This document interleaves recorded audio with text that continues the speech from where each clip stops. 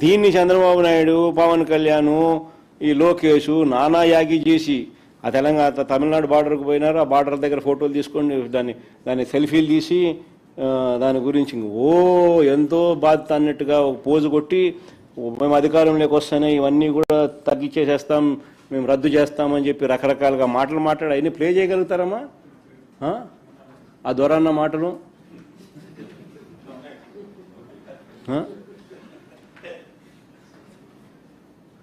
Play చేయవు సరే.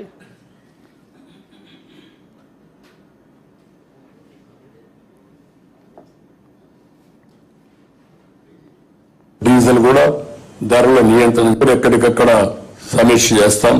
Petrol diesel కూడా ధరల నియంత్రణ చేస్తాం. పెట్రోల్ ధరల గురించి మీద మాట్లాడారు. బాగా వస్తే ధరలు మేము తగ్గిస్తాం. నేను ఎందుకు ముఖ కంఠంతో చెప్తున్నానంటే ఈ రోజు భారతదేశంలోనే నిత్యావసర సరుకుల ధరలు ఇంత శాతం పెరిగిందా ఏకైక రాష్ట్రం ఆంధ్ర రాష్ట్రం. దానికి కారణం పెట్రోల్ డీజిల్ పైన ఈ ప్రభుత్వం వేసే పన్ను. చాలా మంది గూడ్స్ అవుతూ ఉంటుంది, ఏం పట్టుకెళ్తారండి? నిత్యావసర సరుకులే కదా. వీళ్ళ చేతగాంతనం వల్లే నిత్యావసర సరుకుల ధరలు ఇంత పెరిగింది. సో రేపు అధికారంలోకి వచ్చిన తర్వాత ఎట్టి పరిస్థితుల్లో మేము ధరలు తగ్గిస్తాం, మీకు పెట్రోల్ డీజిల్ అందుబాటులో తీసుకొస్తాం అని నేను తర్వాత మళ్ళీ మేనిఫెస్టో తీసుకోండి. ఆ మేనిఫెస్టో ఒకసారి చూపించము. ఒకసారి మేనిఫెస్టోలో వీళ్ళు రాసిన మాటలు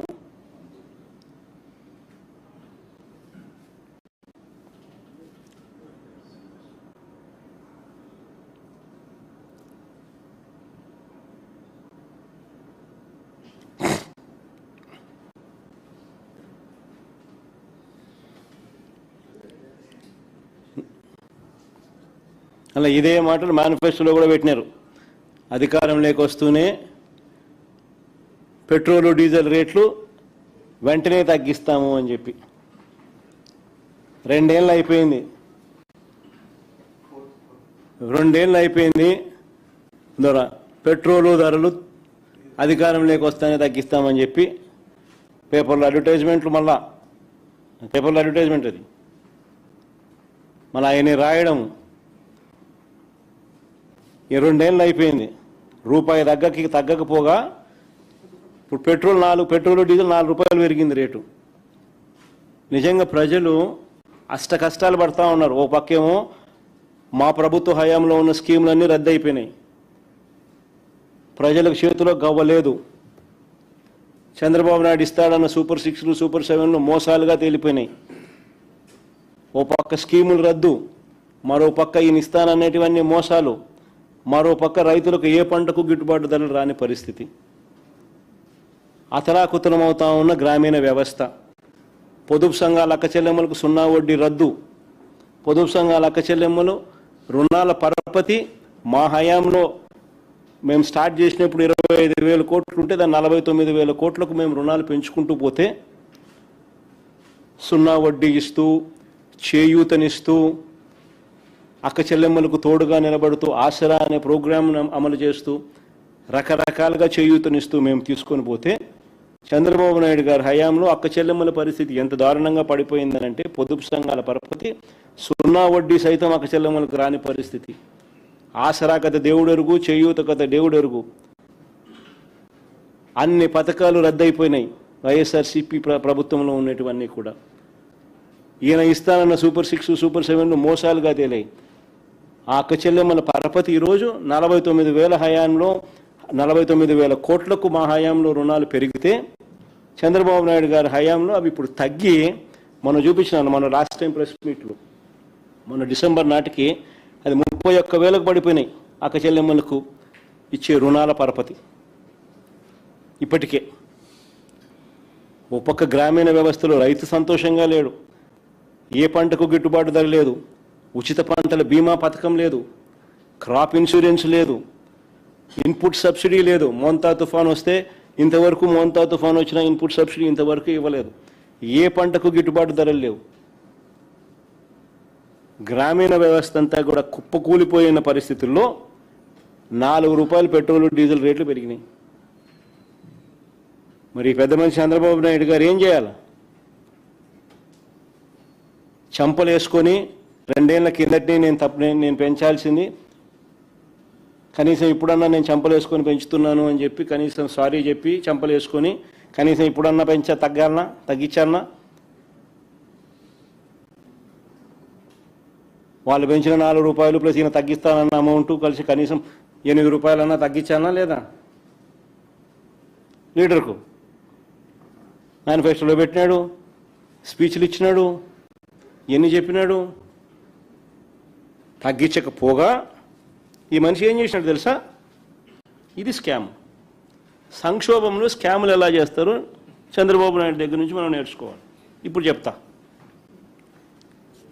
ఓ పక్క ఏప్రిల్లో మీ అందరికీ తెలిసే ఉంటుంది, ఏప్రిల్లో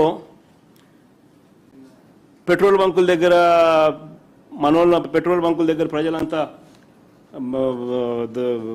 పెట్రోల్ దొరకడం లేదు, డీజిల్ దొరకడం లేదు అని చెప్పి బార్లు తీరిన పరిస్థితులు మీ అందరికీ గుర్తుండే ఉంటుంది.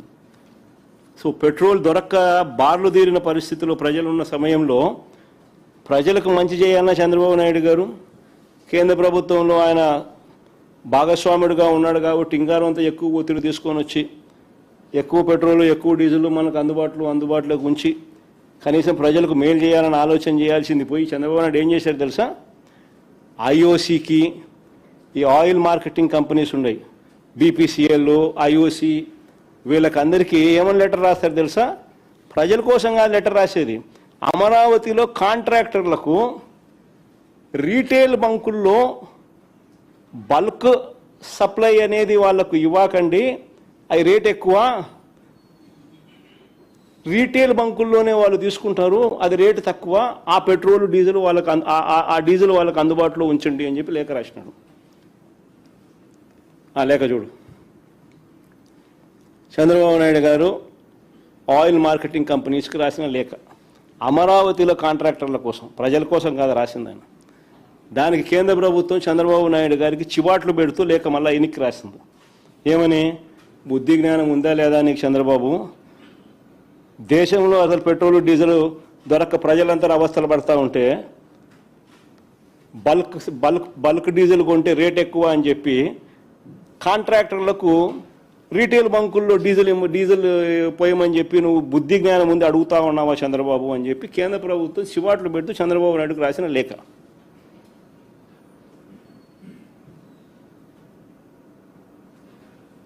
ఇంతకన్నా దారుణం ఎక్కడైనా ఉంటుందా?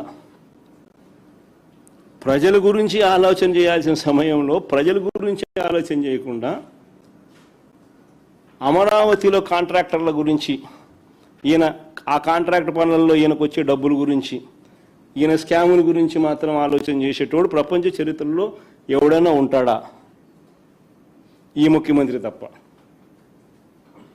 ఇది 2 లెటర్లు పెట్టిన నేను. ఏపీ గవర్నమెంటు రాసిన లెటరు 24/4/2026, అంటే 24 ఏప్రిల్ 2026న ఆంధ్రప్రదేశ్ గవర్నమెంటు ఆయిల్ మార్కెటింగ్ కంపెనీస్కు, అంటే ఐఓసికి, బీపీసీఎల్కు, హెచ్పికి వీళ్ళు రాసిన లేఖలు. కేంద్ర ప్రభుత్వం చంద్రబాబు నాయుడును తిడుతూ చివాట్లు పెడుతూ 20 ఏప్రిల్ అంటే ఐఓసి వాళ్ళు, బీపీసీఎల్, హెచ్పి వాళ్ళు వెంటనే వాళ్ళకి ఫోన్ చేసి కేంద్ర మంత్రికి చెప్పినారు, చంద్రబాబు నాయుడు మీ కూటమిలో సభ్యుడు ఇట్లా అడుగుతా ఉన్నాడు, ఏం చేయమంటాం మమ్మల్ని, మేమేం చేయాలో మాకు అర్థం కావడం లేదని చెప్పి. ఆ నుంచి వెంటనే మోడీ అంటుకున్నాడు.